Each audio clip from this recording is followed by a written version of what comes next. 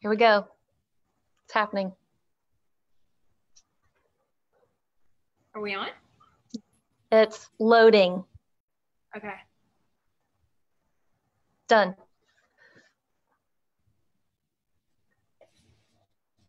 Hey, everybody. Good afternoon. Sophia Towns here, Program Coordinator for the Low Country Autism Foundation. And my colleague, Kat, is here. Say hey, Kat. Hey, guys. Today, guys, we're going to talk about basically self-care tips for caregivers. And Kat and I work for the Low Country Autism Foundation, but something that you guys may not know is we are also autism mamas. I have 3 sons, and 2 of my 3 sons have autism, and Kat has a beautiful boy who also has autism. So we were going to share our tips for self-care with you guys today from us fellow autism mamas. If you guys have any questions, please feel free to post those questions in the comments, and we will get them answered. And if there's something that we can't answer immediately, we will find the answer to it and get back to you with that. So please feel free to hop on and say hello and tell us how you're doing, especially with the COVID-19 situation. I don't know about you guys, but we've really been feeling the stress in my house since what, beginning of March now? Is that right? March 13th March? To be exact. Woof. Yeah, that's a long time. That's a very long time. Yeah. How are you getting self-care, Sophia? I gotta tell you, I'm doing very little self-care. I'm embarrassed to say, but I have been successful doing these little miniature bits of self-care. For example, not using the dry shampoo every single day because I don't have time to wash my hair. I'm dead serious. I'm telling you, I mean, if you can get in the shower for 30 minutes and wash your hair and shave, and I'm just keeping it real, y'all. More power to you, but I can't. So I have invested in a very fabulous dry shampoo. So now I am telling myself, Sophia, let's try to wash your hair twice a week. Maybe 3 times would be awesome. But yeah, it's stuff like that. It's the little things, right? Yeah, it's the little things. I will be honest, my workouts, I used to be very vigilant with working out and taking care of my body and eating very healthy, but I'm going to just be real and honest. I have worked out 0 since March, and I have gained quite a bit of weight. I have also been grabbing, as far as food goes, because I'm at home with 3 little boys and 2 of them having ASD.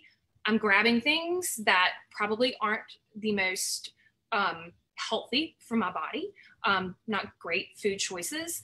And so, yeah, I've kind of been packing on some pounds, but I'll deal with it. I'll get there. But yeah, so I need to practice better self-care in the fact that I need to probably stay up a little later than I do, or get up earlier in the morning to maybe do a little bit of food prepping, so that whenever I am in those really stressful situations and I want to eat something, I'm going to grab something that's very nurturing to my body versus the donuts or candy or chocolate or, something like that. And I will admit, I love rosé. I could rosé all day if you want. Who doesn't? But we're not going to do that. But you know, right? What?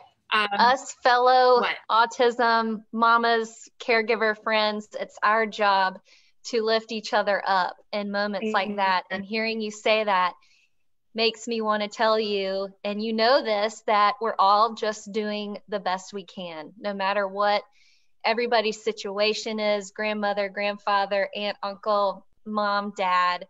We're all struggling during this quarantine with our kids at home, behavioral challenges, regression, And of course, there's no time for care. So it makes it really hard to get out and get that exercise and eat healthy and do your hobbies and have your alone time.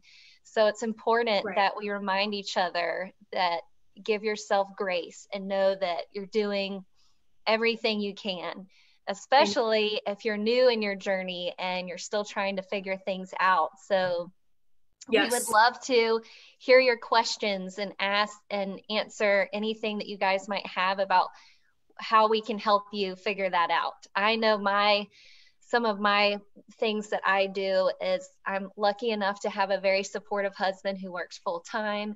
And we have a pact that no matter what the situation is, he will take dinner one night and I'll take bath one night, and we swap off. So at least we get 20 minutes of alone, pure bliss time. Whatever that looks like, I look forward to that every single night. And I need that, and he needs that. So that's one of my little tips. If you're not married and you're single, if there's any way you can rely on a friend or someone to help you with that every now and then, even just 20 minutes of alone time to walk outside, go to your mailbox, like you said, Sophia, earlier this week, or run into the store, taking a bath, whatever. You got to have just a little bit of me time during the day. Yes, absolutely. It's so important. I can be a little bit of a freak about cleaning my house. So I'm definitely not preaching to everyone that everyone needs to have a maintained, clean and everything put away. But for me personally, I can't think straight if my bed's not made. And if I have more than 2 loads of laundry dirty loads of laundry staring at me, I start to just lose it. So, my self-care honestly is making my bed every morning, making sure the kids' beds are made, and making sure I don't have more than 2 baskets of dirty laundry waiting on me in the laundry room, which I know sounds ridiculous to some, but I think if that's what makes you feel good. Yeah. And that makes me feel happy. Again, do what makes you happy. Self-care for one mom is going to look very different to another mama. Another mama might say, nope, I need that girlfriend time. I am going to get a babysitter. I'm going to go out for a girls' night out. That is awesome. Yeah. Do it. I know that there might be some. You can go to the spa. Yeah, go ahead. No, a little bit of a delay. Sorry about that. I live out in the country, so our internet speeds, guys, are just above dial-up, so I apologize. But yeah, I was just going to say that. People... Sorry, Sophia. Go ahead.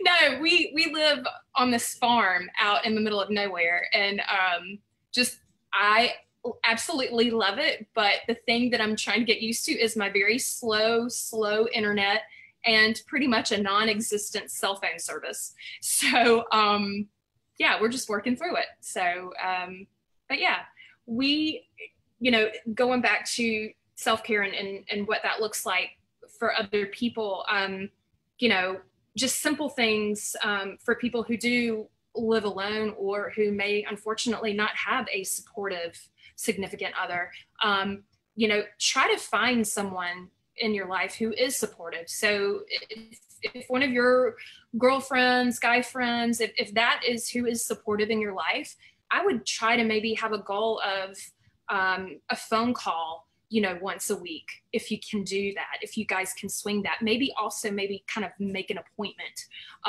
to do it. Because if you write it down on your calendar and you have kind of set aside that time, I think you're more than likely able to stick with that.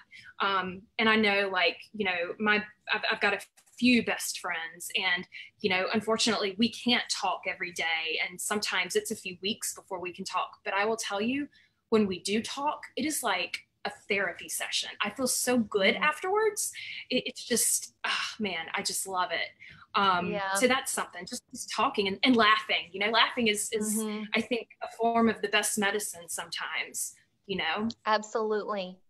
And for, I know that now that I've gotten involved with Low Country Autism Foundation and I'm getting more comfortable and talking to people, I've met several families who are single moms and dads or grandparents that are taking care of their kiddos and full time. And I know when we received our son's diagnosis, it was really lonely and scary. And my husband and I handle things very differently. So at times it felt like I was handling this on my own. And I wanted to suggest to any of y'all listening that there are some great support groups on Facebook, and we can drop those into the chat. There's some great ones in Charleston where I am, and there are some great ones in the Bluffton area. And I spent a lot of time asking questions and asking for support from my online friends that I've never met. And so if you can't get out and you can't rely on anybody, I promise you, you will find a lot of comfort in these groups. And the first one I can think of is Special Little Ones in Charleston. There's a Charleston, South Carolina Special Needs.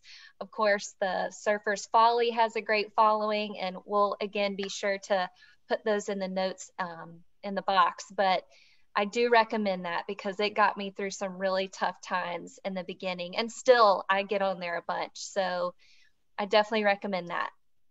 Yeah, definitely. And, through these, Facebook pages, these in the Bluffton Hilton Head area, we have, Bluffton Hilton Head Special Needs Community. We have Bluffton Special Needs Parents. We actually also have an Autism Families of Beaufort County, South Carolina. And there's also, for our Spanish-speaking families, there is also a Laugh Family support group Facebook page, and it's all in Spanish for our Spanish speakers. So, definitely try to get involved with those pages, make some good connections. Like even Kat, I think I remember like a few weeks ago, you and I were just kind of checking in on each other, not through work. It was just kind of like, how you doing, mama? How you doing? How's your morning going? And I think my youngest with autism had been up since like 3 a.m. or I don't think he went to bed at all. Yeah. We've been going through a lot of that lately. But I just remember it's so nice. I just texted you. I'm like, oh my God, I don't know if I'm going to make it through today because I literally have not gone to bed at all. And I had like several days of that, but it was just like, you can do it, mama. You can do it, mama. I gotcha. Do you ever have those feelings when you drop your kiddos off at therapy and the parent, well, not now during the pandemic, but I know before that, when we were allowed to all go into the lobby, I felt like everyone's shoulders would just relax because you could just talk and be there with parents that understood. I became friends with this dad that drove an hour from Somerville 3 times a week, and he would wait for his kiddo. And sometimes just having conversation with people that get it, it makes all the difference. So yeah. And especially during this, pandemic situation where, we are practicing social distancing, when it was very strict, quarantine, man, that was rough. 'Cause I just, I think we are very autism families. I think special needs families in general, we are socially distanced a lot. This is us a lot. This is how we live a lot.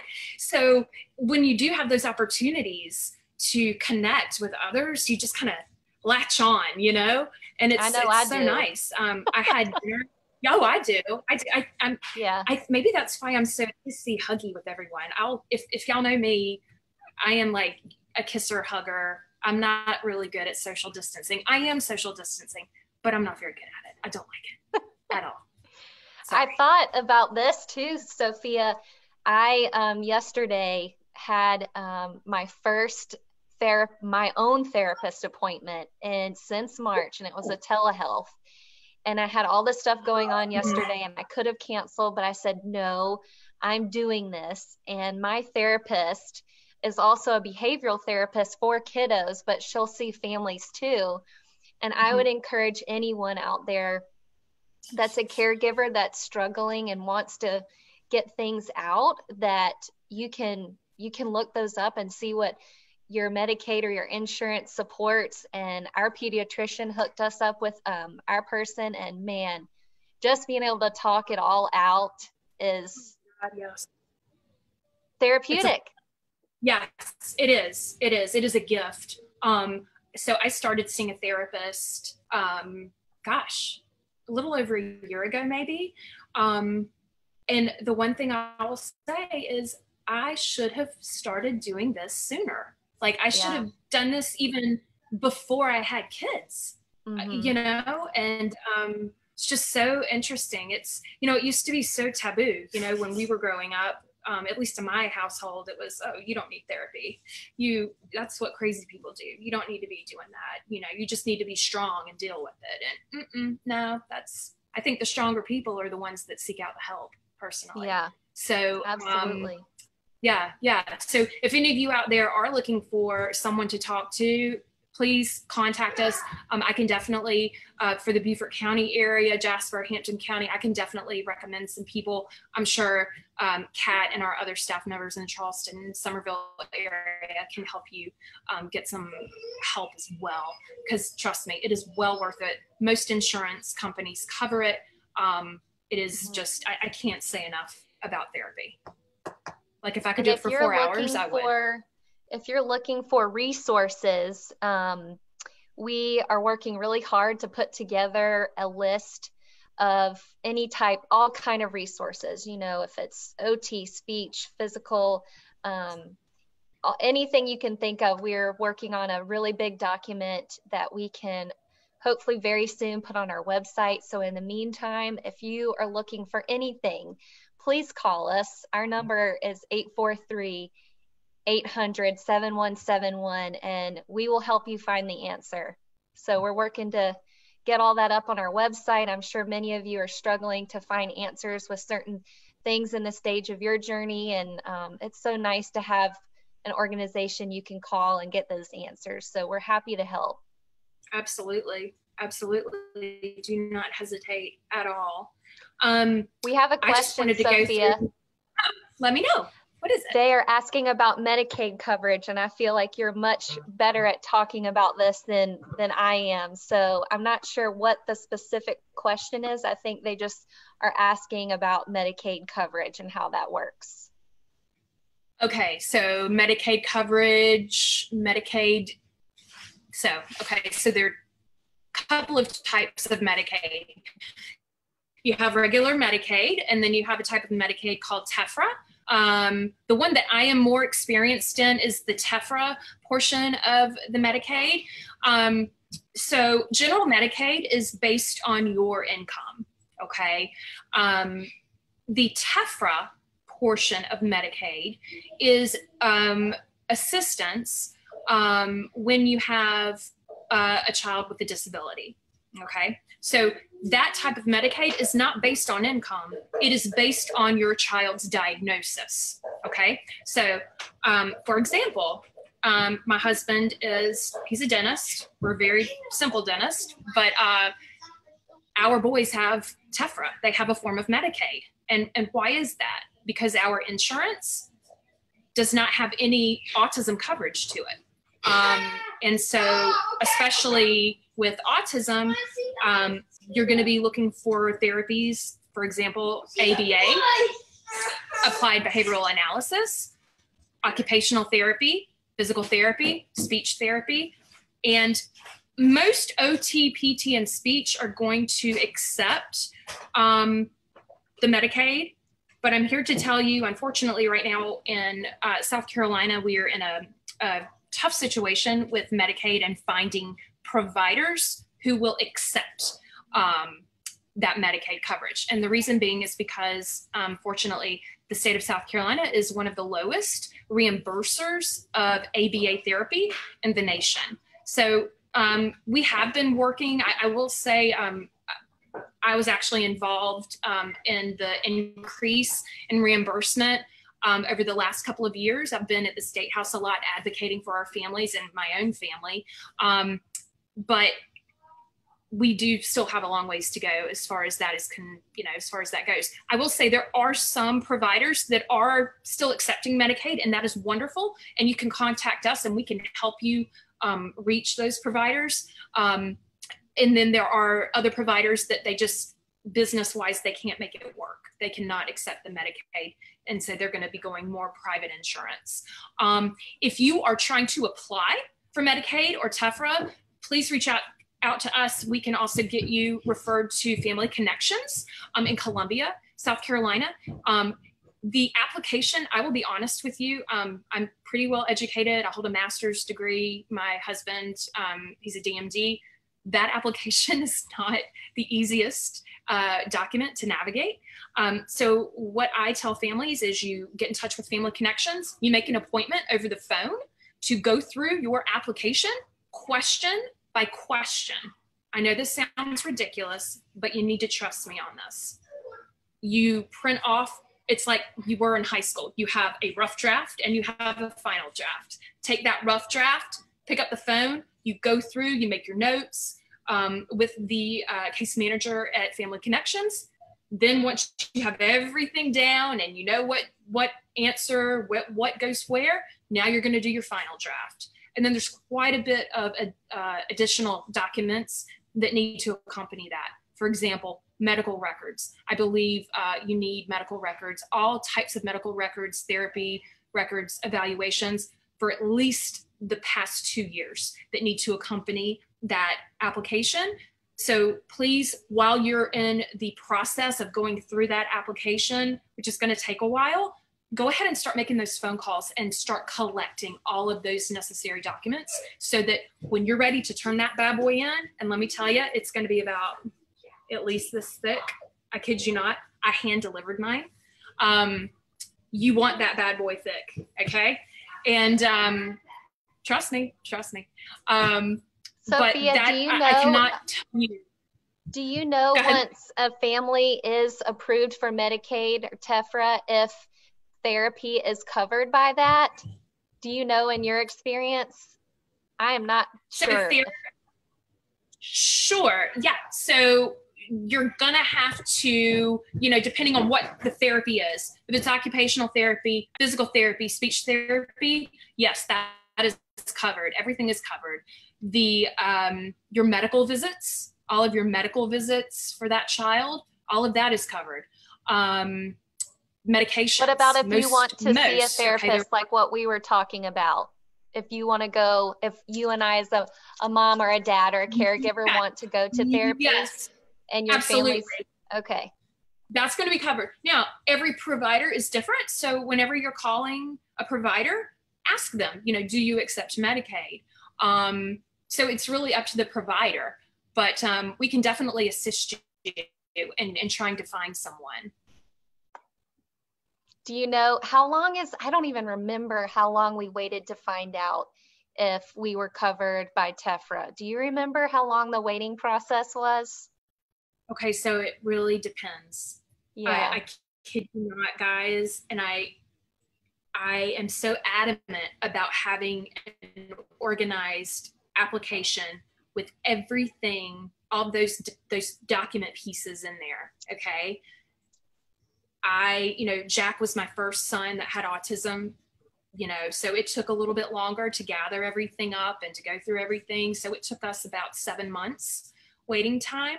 With my youngest, Joseph, when he was diagnosed, at that point, it's not my first rodeo anymore. So I remember I submitted that application in May. We were approved the end of July.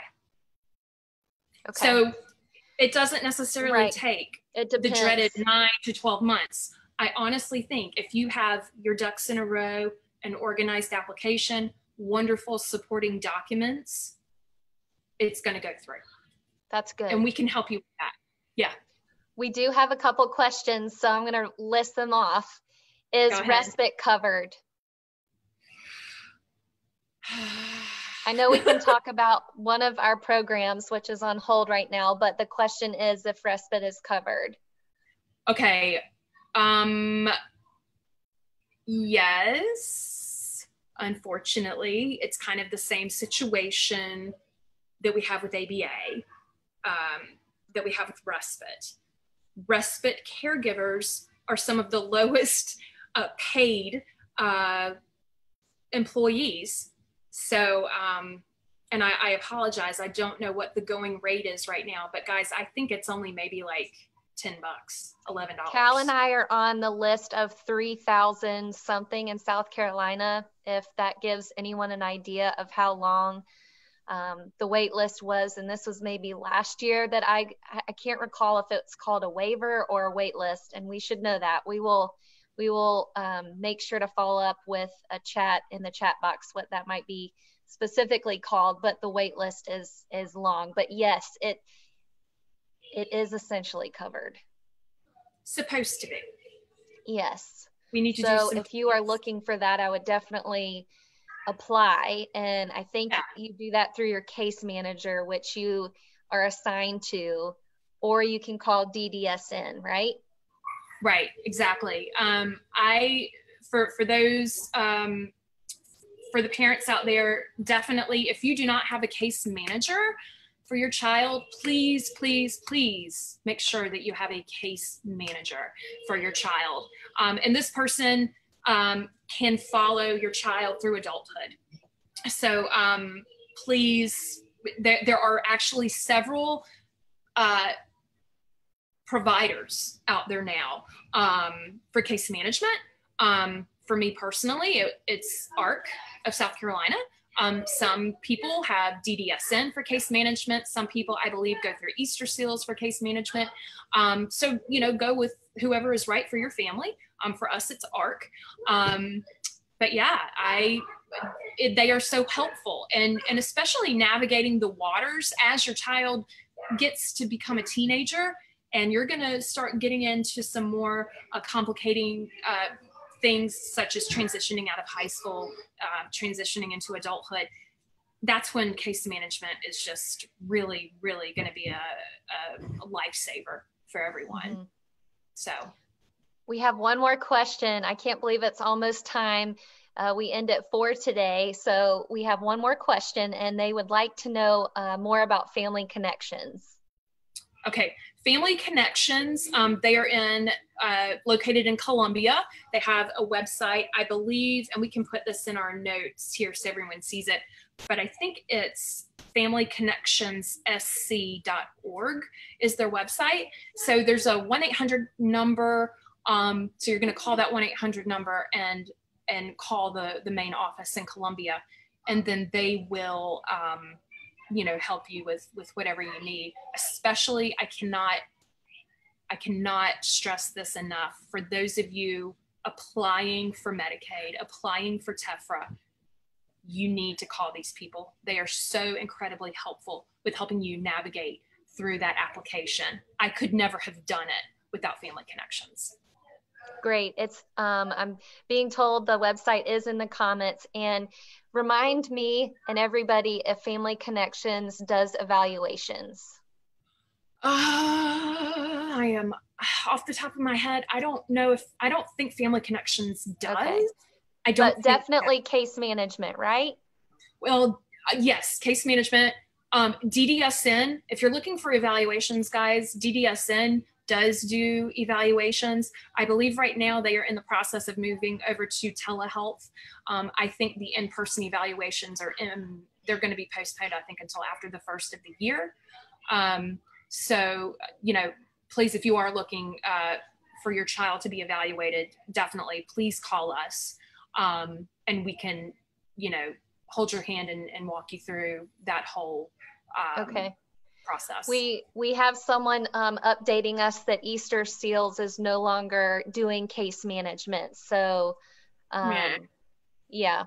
I feel like especially during the pandemic and COVID, there's been a lot of changes and different things. And so some topics we're learning just as you are, unfortunately, but we love hearing the updates so that we can make sure our information on our website is correct. So if you happen to stumble across anything that we're putting up that might be outdated, please let us know.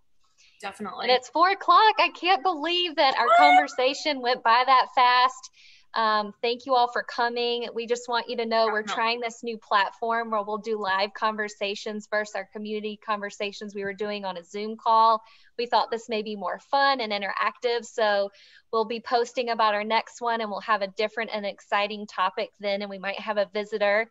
So stay tuned to our social media, and we'll announce that. And thanks again. We hope to see you soon. Bye, guys. Take care. Bye.